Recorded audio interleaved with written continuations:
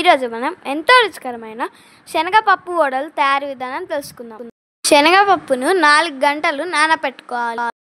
నానబెట్టుకున్న పప్పును కచ్చా పచ్చగా మిక్సీ పట్టుకోవాలి. ప్రేక్షకులకు చిన్ని ప్రశ్న: 300 రోగాలను నయం చేసే ఆహార పదార్థం ఏది? ఆన్సర్ వీడియోలో చెప్తా. మిక్సీ పట్టిన పప్పుని ఒక పాత్రలోకి తీసుకోవాలి.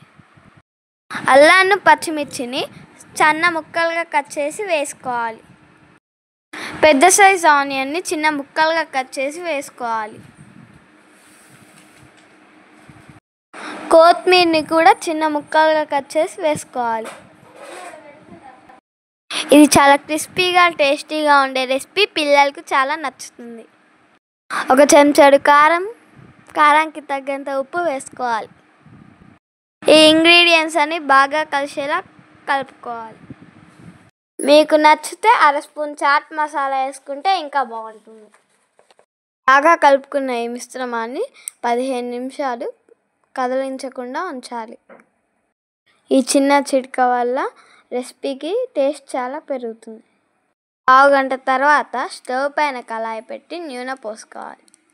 నూనె వేడెక్కాక పప్పు మిశ్రమాన్ని చిన్న చిన్న ఉండలుగా చేసుకొని చేతికి నీళ్ళు అద్దుకొని చిన్న చిన్న వడలుగా ఒత్తుకోవాలి.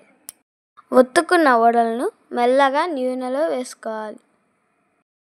మీడియం ఫ్లేమ్లో బంగారు రంగుకి వచ్చేదాకా వేయించుకోవాలి. ఇది చాలా టేస్టీగా ఉంటుంది. మీరు కూడా ట్రై చేయండి. వెంటనే పిండిని వడలుగా ఒత్తుకుంటూ కళాయిలో వేసుకోవాలి. వడలు మాడకుండా అటు ఇటు కలుపుతూ వేయించుకోవాలి. చిన్ని ప్రశ్నకు సమాధానం: మునగాకు. ఎంతో టేస్టీ అయిన శనగపప్పు వడలు రెడీ. మీరు ట్రై చేయండి, చాలా బాగుంటుంది. ఈవినింగ్ స్నాక్కి భలే ఉంటుంది. వీటితో పాటు లెమన్ని పిండుకొని ఆనియన్స్ పాత్ర తింటే చాలా బాగుంటుంది. మా ఛానల్ను లైక్ చేయండి, షేర్ చేయండి, సబ్స్క్రైబ్ చేయండి. Thanks for watching.